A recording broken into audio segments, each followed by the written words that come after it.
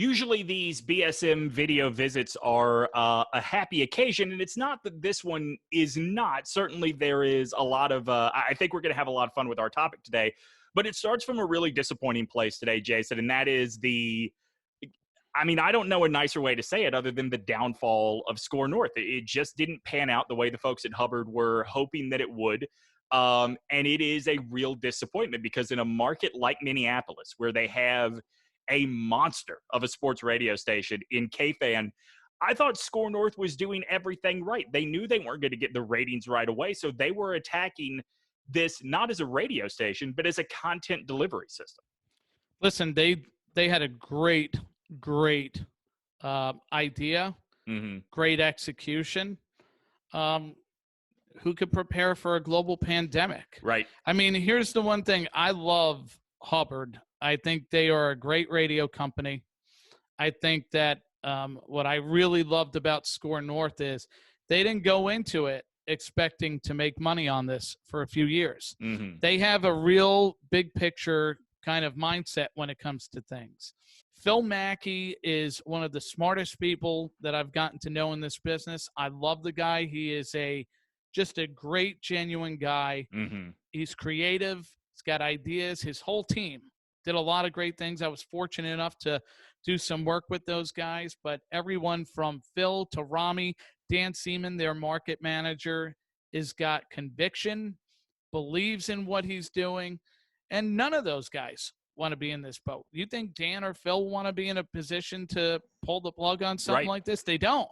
You know what's interesting is now Minneapolis is left as part of this list of cities, and it's longer than you would expect it to be, where there's a dominant sports presence and not real competition. I mean, I think about places, like I said, Minneapolis now is added to this list, but I think about places like Tampa, like Cincinnati, where there is literally no competition.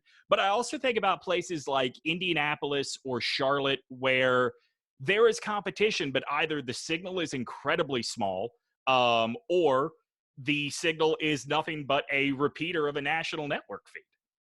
Well, look, you have other markets like I was at 590 The Fan KFNS back in, I think it was 2006. And that used to be the market leader in St. Louis. It was always not a great signal. Then 101 ESPN came along and wiped them out. And they still exist. They still put on shows, but they just don't have the firepower to compete. You're not going to win those kind of races in 3 to 5 years. Some of these groups think that it's just that simple. You get in the race and you get on a good stick and automatically you win. It doesn't work that way. Yeah. You know, if this were any other time than right now in American history, you and I would probably be calling people we know in this industry with money and putting together a new company, because there are plenty of places where this hole exists. I'll go even smaller. Like, do you realize that New Orleans only has one dedicated sports station? Yep. I think they originate like 4 hours of programming out of there. Well, that's bananas. Because, you know, WWL has been such a dominant They've got the Saints, they've got LSU. The Saints. They had Bobby Hebert. Yep. So, like, they've always been kind of the news talk / sports talk, and they've always had a dominant hold on it. You go to Cincinnati, it's the same kind of thing. WLW is the home of the Reds and the Bengals, and then they've got 1530 where Mo Edgar does afternoons. But there's not a ton of 24/7 or even 12 hours a day local content.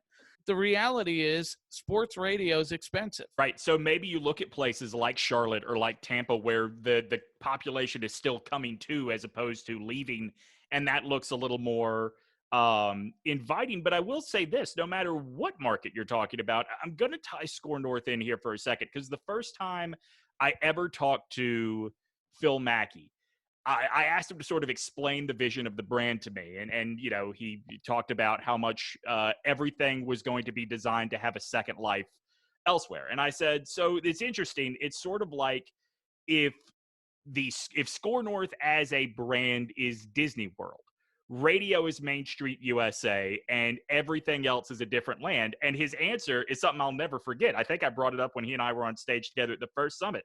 His answer was, no, everything is Main Street USA. And I thought it was a really good encapsulation of their mantra of the place they operated from. And I wonder, in order to take down a brand that has heritage to the point that it has not been challenged in so long, do you have to come at it from the standpoint of maybe not radio is number two, but radio is not alone at number one now in your approach? I think you have to look at it and go, what's going to be the easiest path for us to build an audience to where people are loyal to what we deliver from a content standpoint? In their case, look, K-Fan's a juggernaut in Minneapolis. Yeah. They've got a lot of, formidable personalities, some really great personalities on the air. They have the Vikings. So they have the Wild, I believe. So they've got their footprint in that market. So if you were, 1500 had been ESPN 1500 for a long time and wasn't making inroads that way. Right. So, I mean, just to give you some perspective, SKOR North was around for less than 2 years. And look, they're going to continue. That website's not going away. The Twitter's not going away. Facebook's not going away. It's just going to have way less content because when you go from a staff of, 12 or 13 down to a staff of 3, you're not going to be able to produce as much. But that being said, they did 150 million social impressions in a year. They did 20 million video views in a year, 15 million podcast downloads. Now, that's a massive traction. This is a radio issue. Can radio sell digital? Everybody tells me they make money on digital. How much of it is strictly pure revenue on digital? Who's out there selling podcasts solely on podcasting and making a fortune with it? Who's selling those social impressions? Who's selling your YouTube channel, your Twitter live show? Or are they selling a radio advertising campaign, which includes some Twitter promotion? Right. And look, I'm not saying that, because a lot of these deals, you spend $100,000 and 20 goes to digital, 70 to this, and 10 to this. Well, ultimately, nobody's going to dispute that you can build an audience in social, right? I mean, when I tell you some of those numbers between Twitter and Instagram and YouTube, these guys were doing a lot of great stuff. I mean, I'm sure there are plenty of other brands. Like I think ESPN LA 710 does a great job on Instagram. I think the game in San Francisco does a great job on Twitter, right?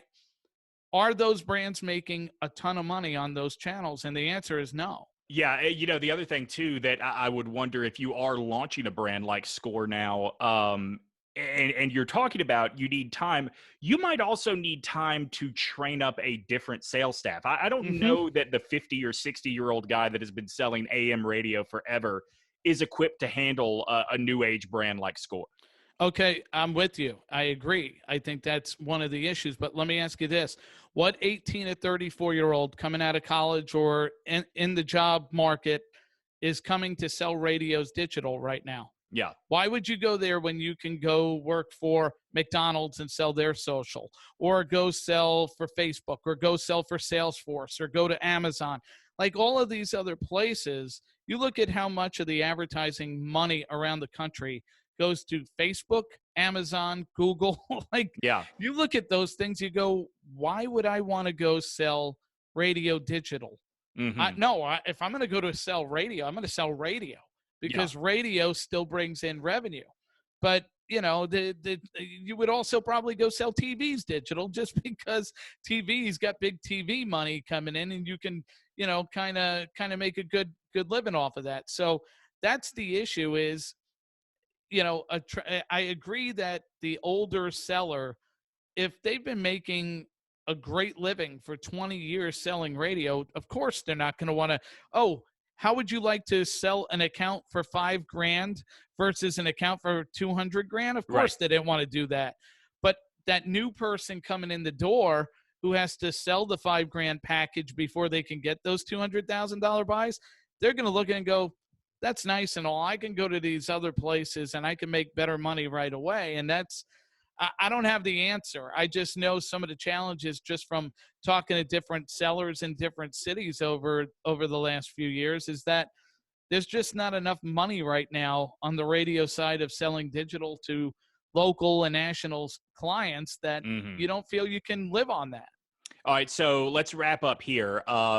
2 markets jump to mind to me for this, and you tell me which one you think is like the ideal this is what radio companies should be licking their chops at. Is it Minnesota or Minneapolis that has 4 professional sports teams, 2 chomping at the bit, like just right there, ready, knocking on the door to win a championship, and a crazy, passionate NFL fan base?